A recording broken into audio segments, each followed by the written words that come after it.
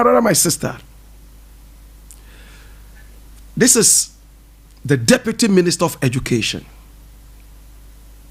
His name, my brother, my sister, is Ntim Fodio, John Ntim Fodio. Hear me now. I don't know what it is with the education ministers that our president, Nana Akufo-Addo, has. It started with Dr. Matthew Opoku, a.k.a. Napo. Remember what he said? Nana Addo has done better in the 4 years that he has been president, educationally, better than Kwame Nkrumah's how many years in power. He has never apologized for that. Your sky bathing president has never, my brother, my sister, dissociated himself from this sacrilegious utterance. I am hurt. You remember Napo? Now the same education ministry decided to procure mathematical sets at a very huge amount for our sons and daughters and brothers and sisters to write their examination, while students were busily braving the storm, my brother, my sister, to write their exam. These mathematical sets never came. They became a fleeting illusion. Now later, it took one parliamentarian to blow the whistle in parliament and say that the mathematical sets that were supposed to be given to the students were never actually given, and even the contract was dubious in one way or the other. We all saw how the education minister fumbled before the MPs and how he sweated like a pregnant antelope. My brother, my sister, at the end of it all, in fact, Napo, aka Dr. Matthew Opoku, made himself a laughing stock, and he dragged the whole country into the circus, and we all became 30 million clowns following the chief clown Nana Akufo-Addo and his deputy Baumia and his education minister. It will take people till tomorrow to understand this. Hear me now. They have done all they can to desecrate the legacy of Kwame Nkrumah. But my brother, my sister, it is all here for us to see.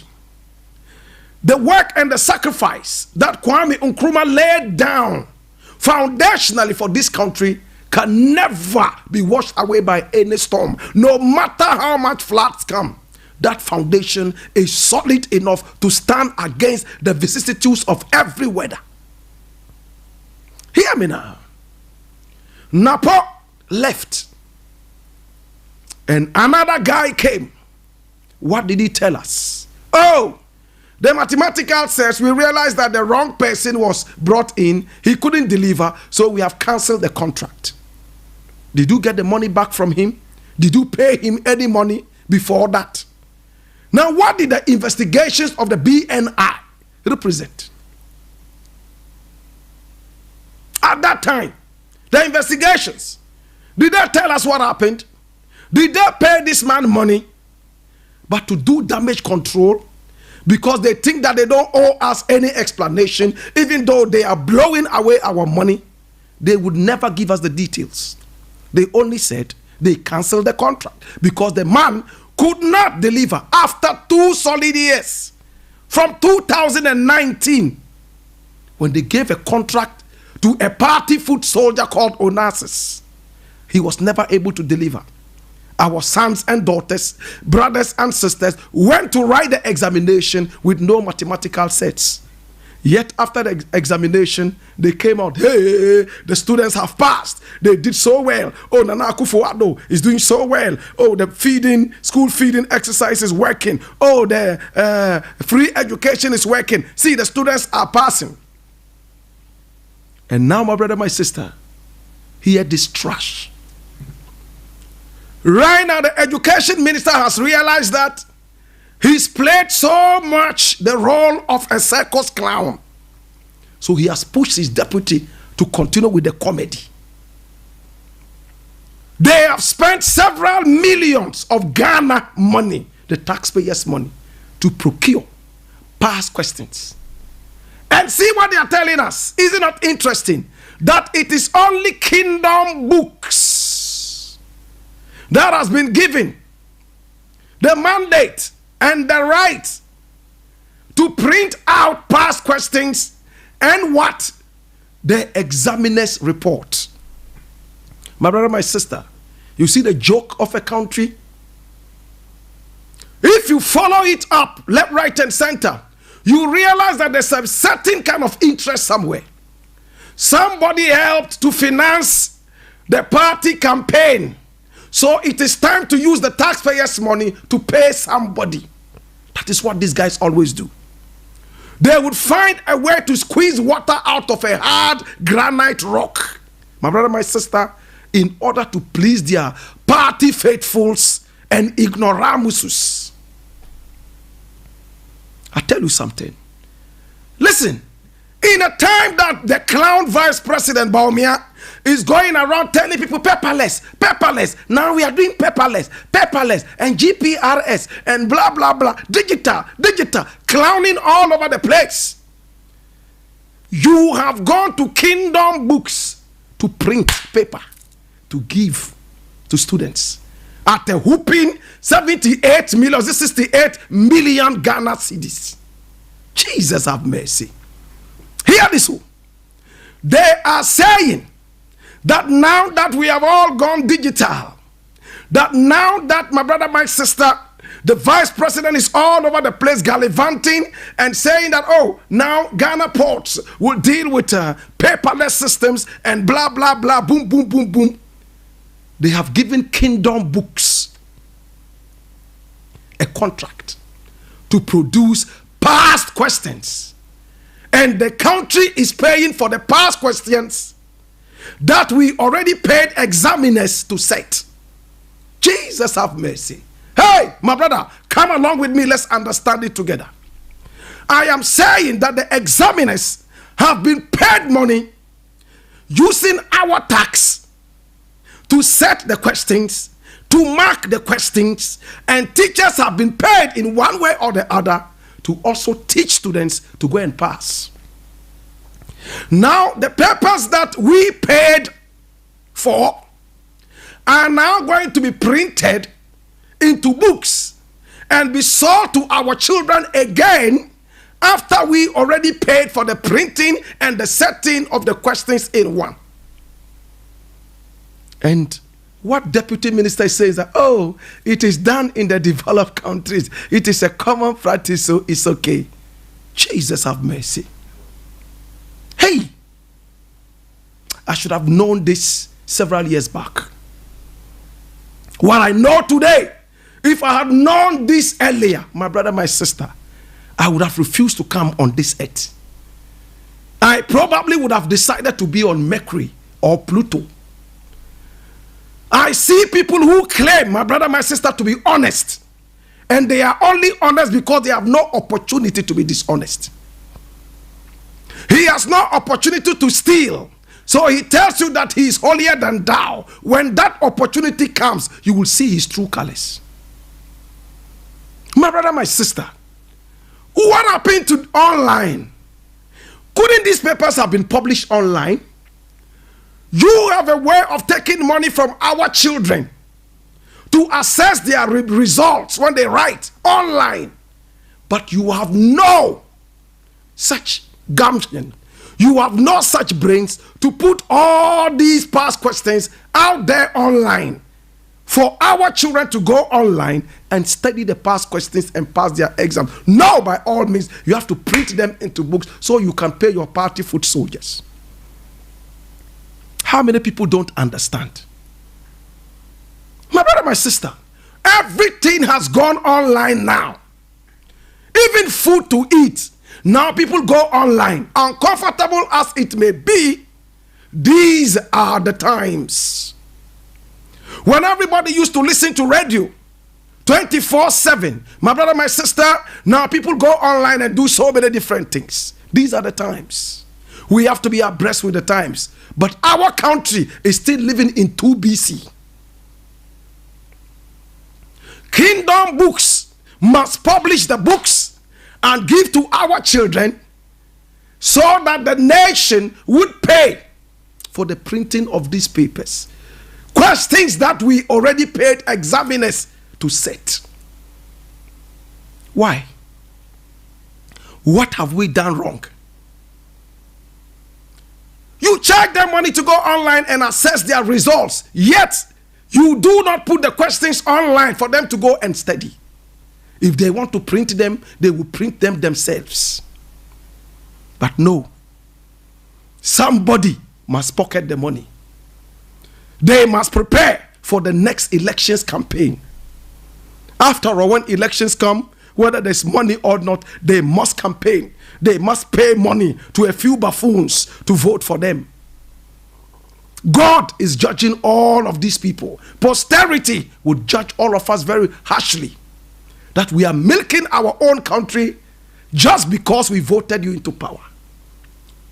To be the custodians, my brother, my sister, of our money. You blow the money away. There has never been a time that a new government came in and said, oh, we are satisfied that they left enough money for us to continue. Every time the coffers are empty. Every time. Maybe the only time was when Kwame Nkrumah came. Even with that, enemies of Kwame Nkrumah and enemies of Ghana, my brother, my sister, Akufo-Addo, JB Dankwa, and all those people, my brother, my sister, who fought Kwame Nkrumah seriously.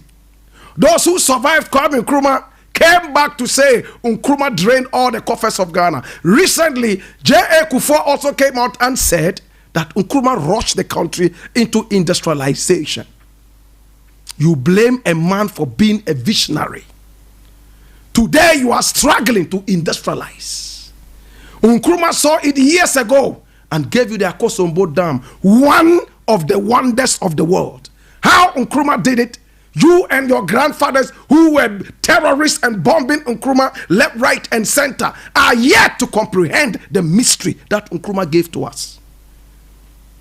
When he built that motorway, BBC came here and reported that, hey, this motorway is far better than the one in London because it is free. You stand there and it takes hours before one car comes to pass. But Nkrumah was a visionary. He knew that one day, and it will be soon, when industrialization picked up, the roads will be very busy. Such a visionary. You took Nkrumah out and brought in dead minds to come and rule this country. All they know is to sleep 24/7, employ their mates, classmates from 1900. Some of them are 80 years old and sleeping more than the president. So that when they wake up, they go into the skies and have a shower and then come down. What greedy people. Greedy people. Posterity is judging all of you harshly. The ghost of Nkrumah will keep haunting all of you for blowing away the legacy that Nkrumah selflessly gave to us on the silver platter. I leave it here, my brother, my sister, to Kingdom Books publishing this. You might think that, well, it's Christmas time, but think about the future. Think about the next generation. If you have any conscience at all, look at this again. If you have any conscience, look at this again. If you have any conscience, think about it. I'll leave it here. My brother, my sister, I'm going to look at this. Jesus have mercy. Jesus have mercy. All right. My brother, my sister,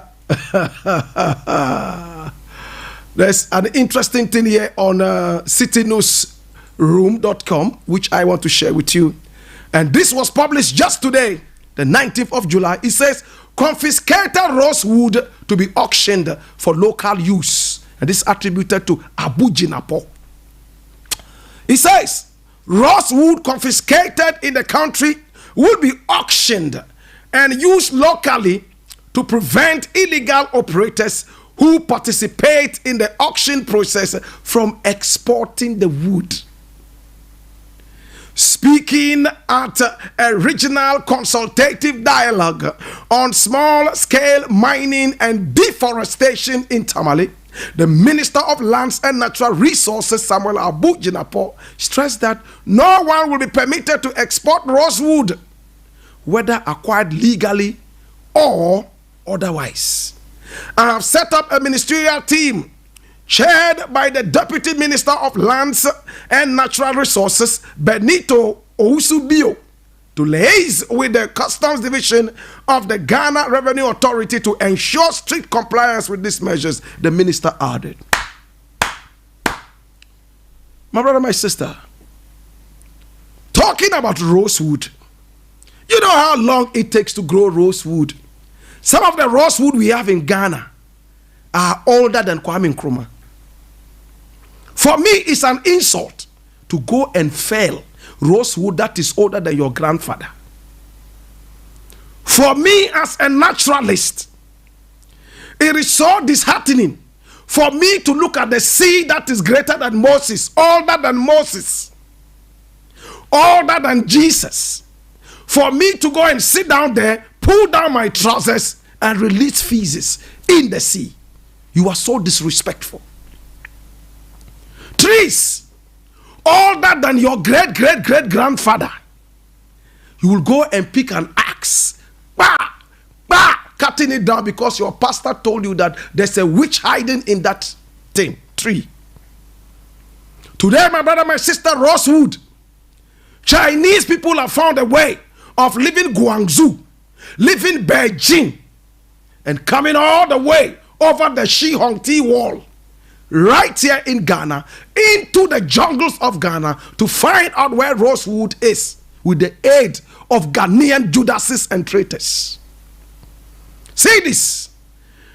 They have been able to export this rosewood over and over.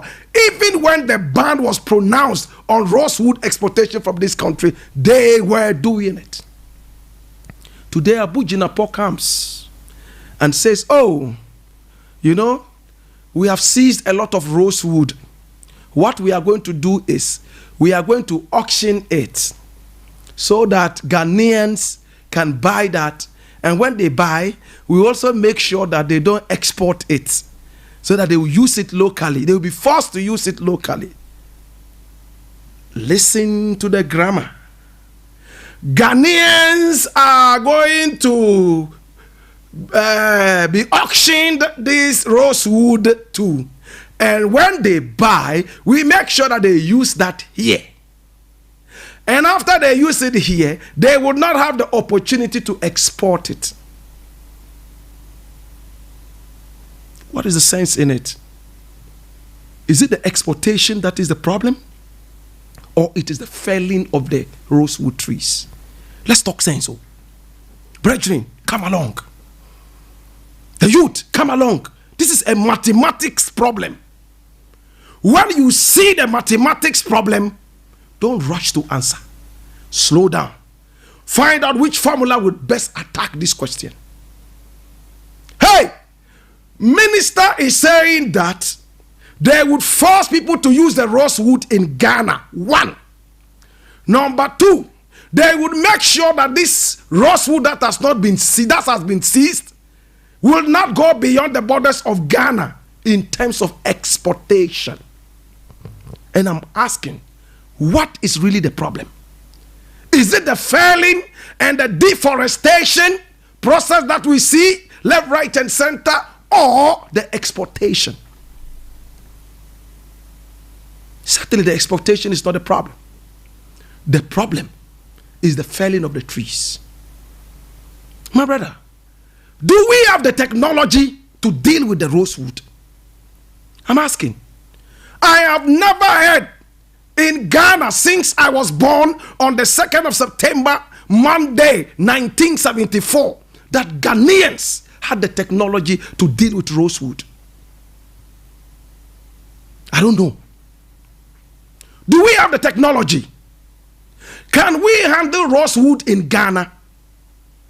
Is it like Odum and Wawa and Sapele? or rosewood is so delicate, there is a certain kind of technology that is needed to transform the rosewood into some good grade timber and furniture or whatever. Do we have that? You cannot force to sell Ghanaians something that they have no technology for. At the end of the day, they only buy it because they want to export and send to other people who have the technology. Or are they trying to force Ghanaians to buy the auctioned rosewood so that Ghanaians will now bring in or be forced to bring people in with the technology to deal with our rosewood? And if that is yes, then that would even cause more deforestation. Here, we are breaking it down mathematically. If Ghanaians don't have the technology to deal with the rosewood, it means that they will still have to go to China and bring in the Chinese to come in and help solve the rosewood problem mathematically. And when it is done, they would now have the leeway, the free way to go into the forest and even fell more rosewood. That's why I asked at the beginning, is it the exportation that is the problem or the felling of the trees? And soon we're going to arrive there. Hear me now.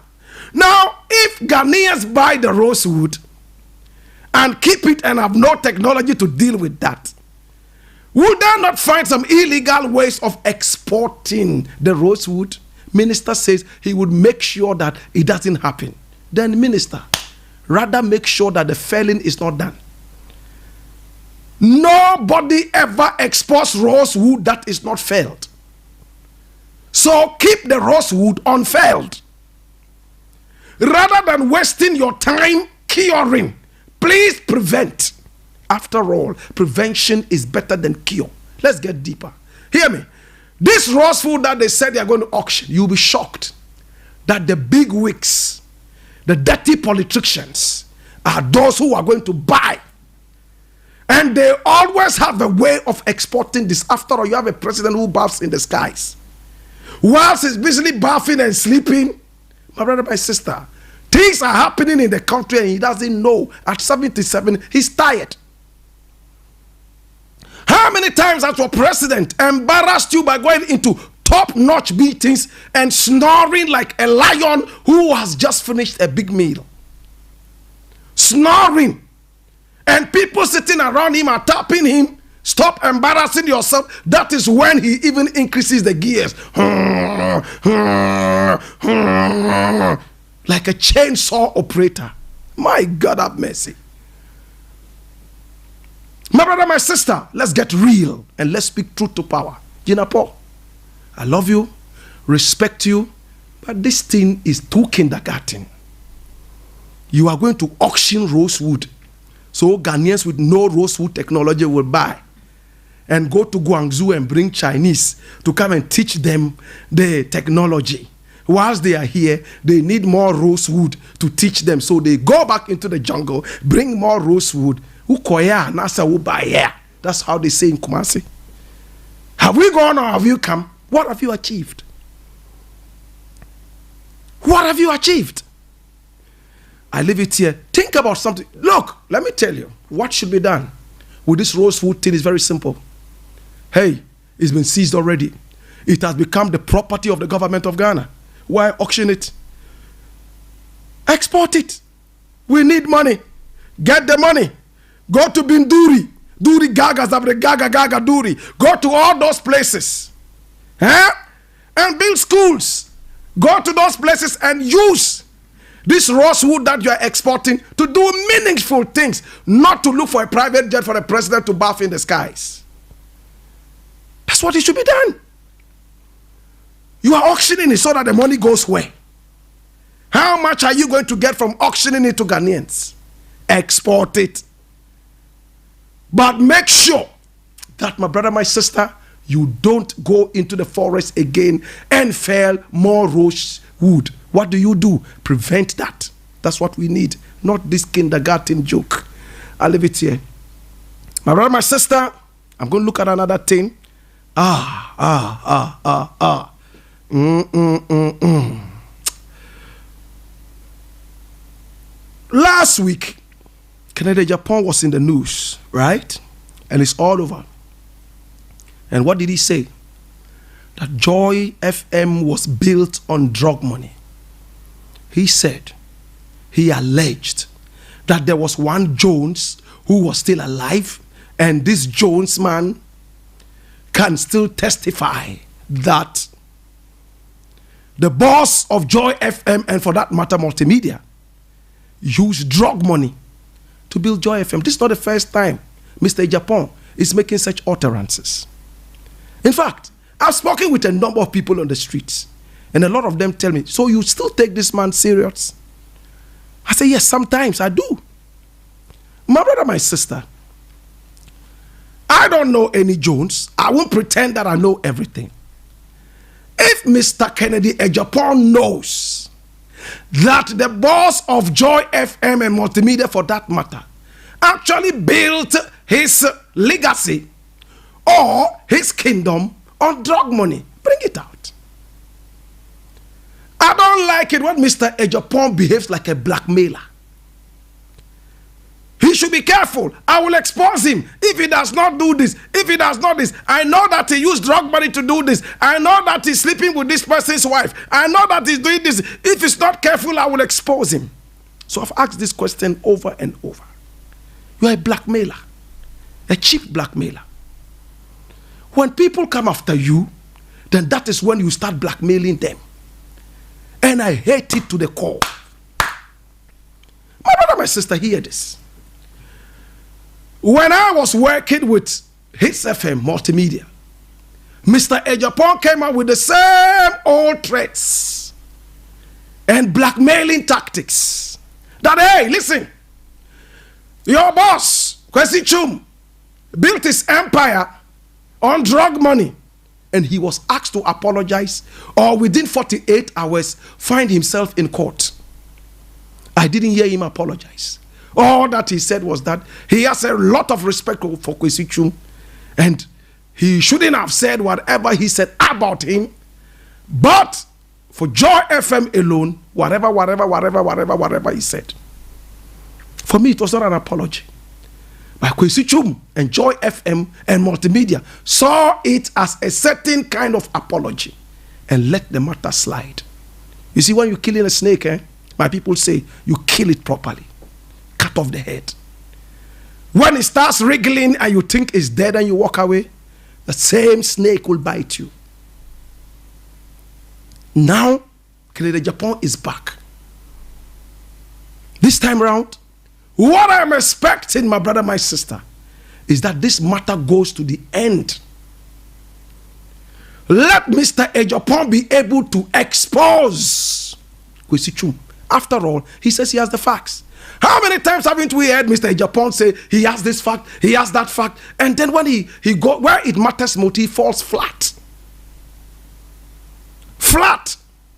I have this, I have all the facts, I have this, and then where it matters most, he falls flat. My brother, my sister, this time around, I want to see action. The Kwesi Chum that I worked with, or better still, I worked for the 8 years I was there, was a man who loved honesty, a man, my brother, my sister, who loved hard work, a man who pushed all of us to be independent, a man who would never stand aside, my brother, my sister, anytime professionalism, my brother, my sister, who was compromised. My brother, my sister, so when I start hearing this, look at Manasseh, who just won an award from the Millennium Excellence something, and Otufo is involved. Look at the citation. Mr. Kennedy Japan said the guy was corrupt. When I was at multimedia, Manasseh was so poor, poorer than the church mouse. When we all were driving cars, albeit my car was extremely old. My brother, my sister, Manasseh Azure was riding a scooper to work. You know what a scooper is? That motor that, whatever. That's what he was riding to, with an ugly helmet on his head. I was at multimedia and I knew what was happening. There were several people who approached him to drop a certain story so that they would buy him cars. There was even one person who said he would buy him a several-seater bus. And so many other things. But Manasseh still rode his scooter and made the story fly. You heard Manasseh say, when he went to Ali, Dr. Ali, in Takrady, and exposed him for the gay acts, and then, some other things, pedophilia. He said if he had his own way, he would have made Dr. Ali go, Ali Gabas. Because Ali wept and told Manasseh, this story, when you publish it, you won't get anything. I'll go to jail. I'm a doctor. People would suffer. I promise you that this would. He cried. I listened to the tape. And I could play it. I still have it. Manasseh did not take a penny.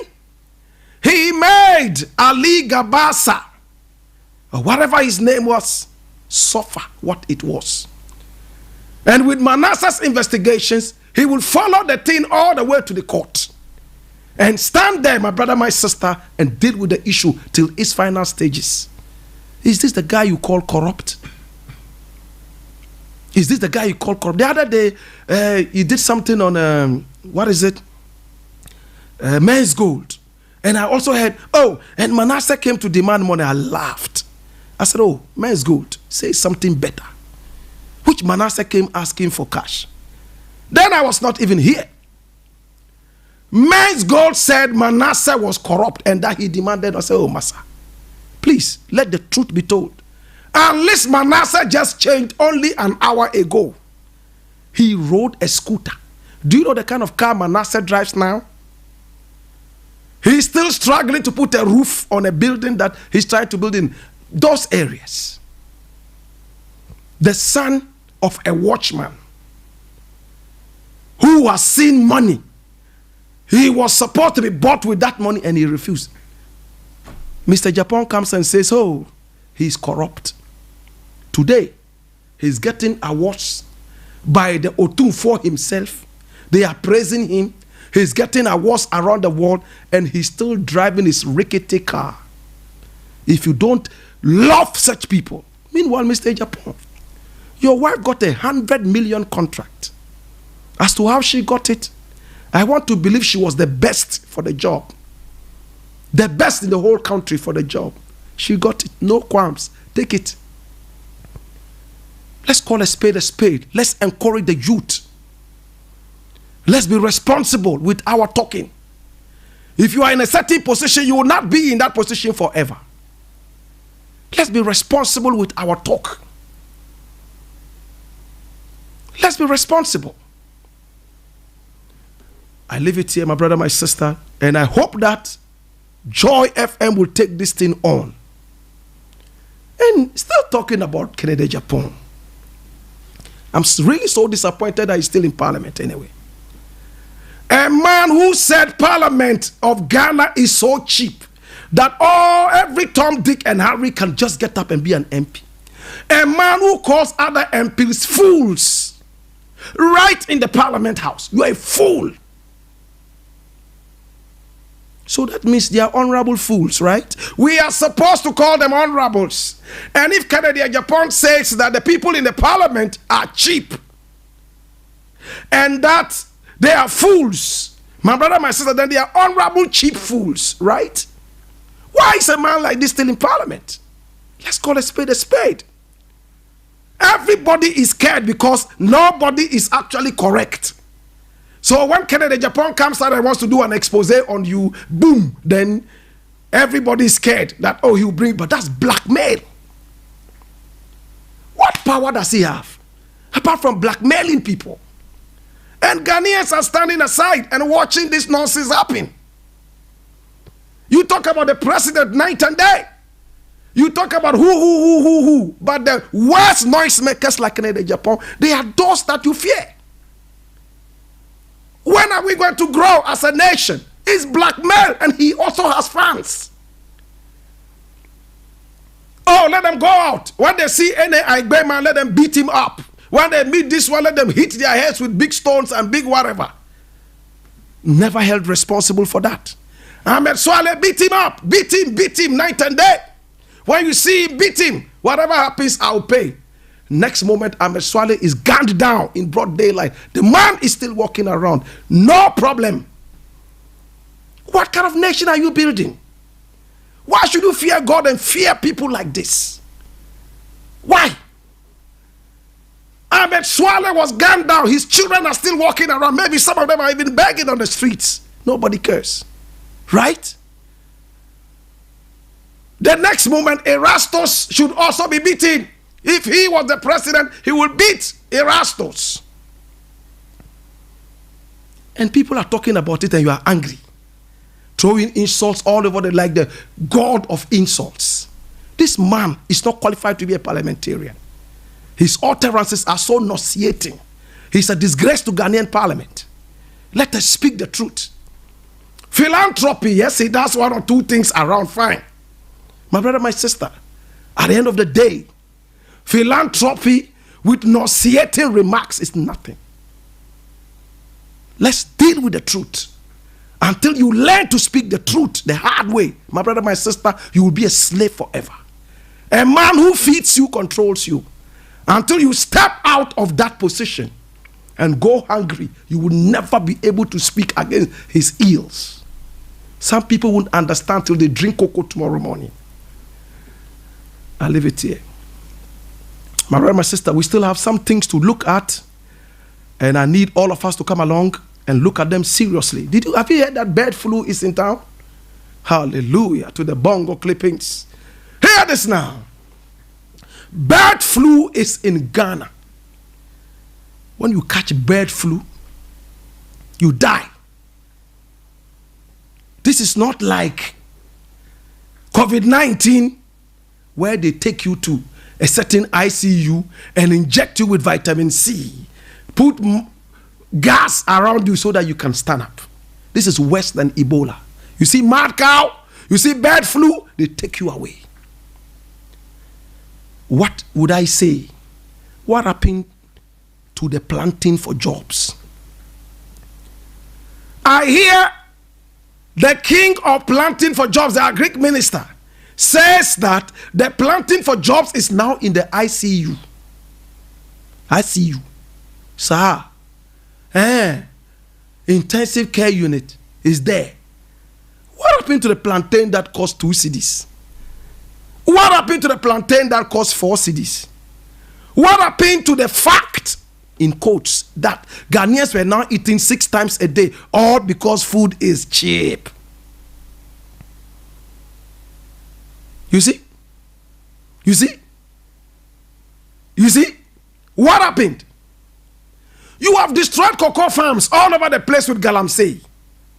Destroyed farmers' income by your wanton disrespect for livelihoods, by your massive plundering of the taxpayers' coffers, by your president's insatiable appetite for flying and bathing in the sky.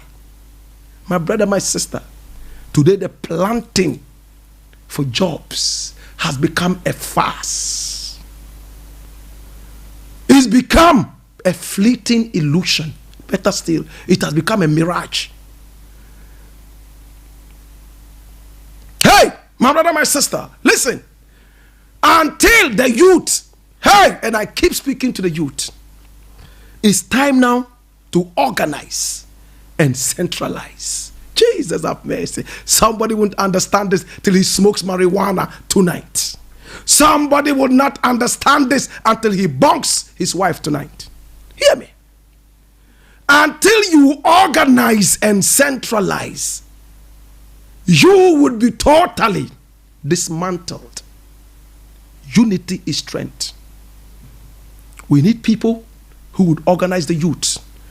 Non-politically, not people who have political underpinnings, but people who see the vision like Kwame Nkrumah saw when the Danko Buzia Dombo people were all fast asleep and snoring like chainsaw operators. Jesus have mercy.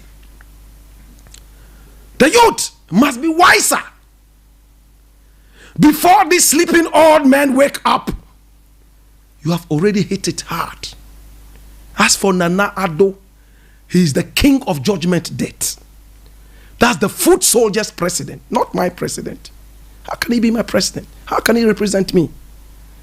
How can he represent me? He's a disgrace to me and to the country. Simple. Let's speak truth to power, brethren. People who follow them and chase ministers to their offices and beg for pittance are those who would sell their birthright to the people who are killing Ghana. Mr. President's father and grandfather and all those people were the original Al-Qaeda, bombing night and day. True or false? This is history.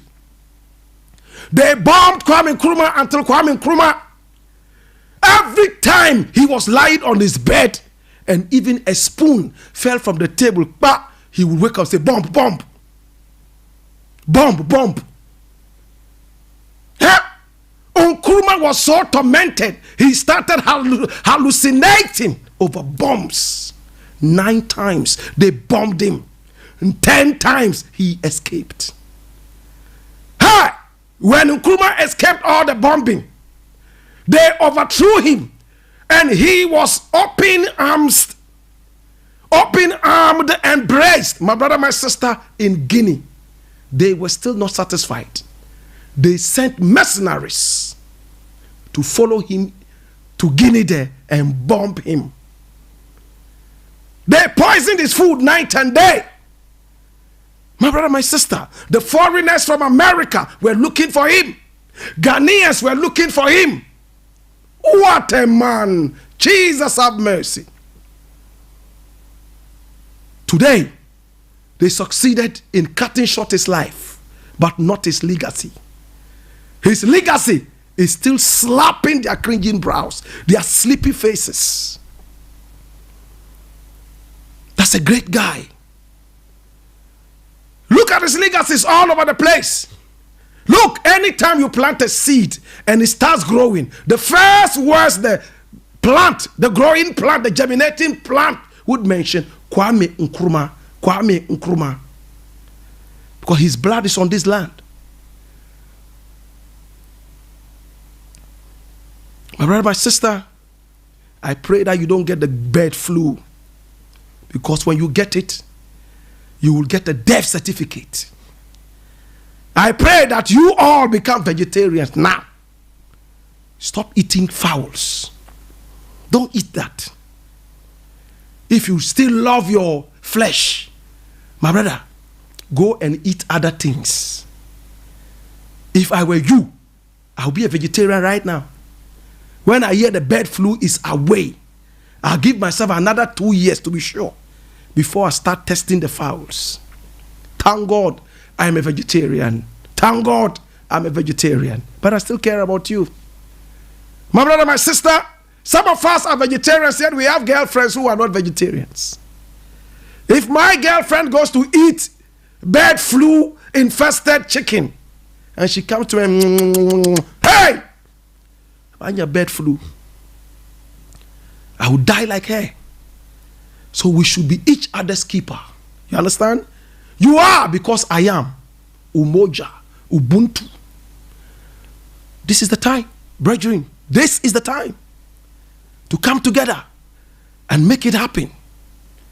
Wanton plundering of the taxpayers' money. Night and day. Until we look at those things, my brother, my sister, hey, this is going to be a big disaster for all of us. Now there's another thing. My God have mercy. Something else here I want us to look at. And this is quite interesting. Hear me now. And this is from Sam Jonah. Sam Jonah says, I get offended when people rate me by my riches. He's an overly rich man. Quite controversial. Some people say his riches, blah, blah, blah, holy patin. But this is a rich man who says, I don't want to be remembered as a rich man. You see values? You see values. The youth who go around following malams and pastors. The youth who are running around all because they want to be rich. This is a rich man saying, I don't want to be remembered as a rich man. I want to be remembered as somebody who contributed to the development of this country. Hey, I tell you something. Kwame Nkrumah was not rich. He was not rich. He died poor. He died poor. He didn't even have a single house in his name. All the suits that he wore had property of Ghana embossed on them. But Nkrumah is remembered all over the place. How many of you remember watching Mattress? He was a rich man. Did he become as famous as Kwame Nkrumah? Yes, he went through a lot of things. But at the end of the day, brethren, riches is not everything. That's why when I see some of my colleagues, and I have this, and I have this, and I have that, I smile and I say, God, give them wisdom. Give them wisdom. Money is important, but anybody whose legacy is that he was rich has failed. Anybody whose legacy is that he was rich has failed. Now that we have armed robbery, money laundering, political thieves all over the place, anybody can be rich disastrously. Then you die because you stole people's taxpayers' money. And people are celebrating you that you were rich. You have failed. Let us know you by your values. What are your values? Get rich quick. Think about it, brethren. My brother, my sister, today we truly have a whole heap of things to talk about. But it looks like we are running out of time. But let me just look at this other thing. And this one is from the National Communicator. And that's Graphic. Graphic says government gives approval for payment of school feeding caterers. And this is the National Coordinator. Published today, the 19th of July, 2021. It says the National Coordinator of the Ghana School Feeding Program, GSFP, Dr. Mrs. Gertrude Kwashiga, has hinted that the government has given approval for funds to be released for the payment of arrears for first term of the 2021 academic year to caterers. According to her, the National Secretariat of GSFP had already collated caterers' data and processed it for payment as soon as the Controller and Accountant General Department transfer same to Bank of Ghana for onward transfer to the Ghana school feeding accounts. Hear this. Caterers work night and day, cook food for the schools, free school feeding, free whatever they say. My children came home from school and I asked them, the government is feeding you for free, right? So no, it was during the COVID that they were bringing us. Now we don't get it. I said, how? So this school feeding, what is it? Is it for kindergarten children or primary school? I don't really understand. Which one is it? Whatever it is, the caterers have worked. They deserve to be paid. But no, recently they were on strike, right? They've not been paid, on strike.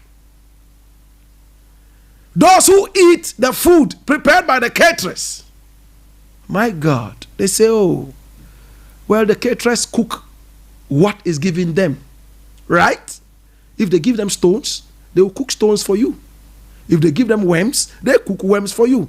They cannot give them stones and they will conjure cassava or yam in the place of the stones. No. What they are given is what they cook. May I quickly just link this thing? What happened to the secondary schools in Kumasi? Remember? Secondary schools in Kumasi that supposedly stole some food. Do you remember? A couple of months ago, they said some schools in Kumasi, some headmasters had stolen some food meant for the school. Right? What happened to that investigation? That's Ghana for you. We make noise, breaking news. And then we look for another breaking news to make noise about. Nobody ever follows up. So politicians are in their own fool's paradise. You know why? Oh, the matter breaks today. Ghanaians make noise for 1 week. And everybody, shh. They are looking for the new breaking news. That's Ghana for you, my brother. What happened to those secondary schools? Was any one of them culpable? At the end of the day, the school feeding, is it so important to the government in power?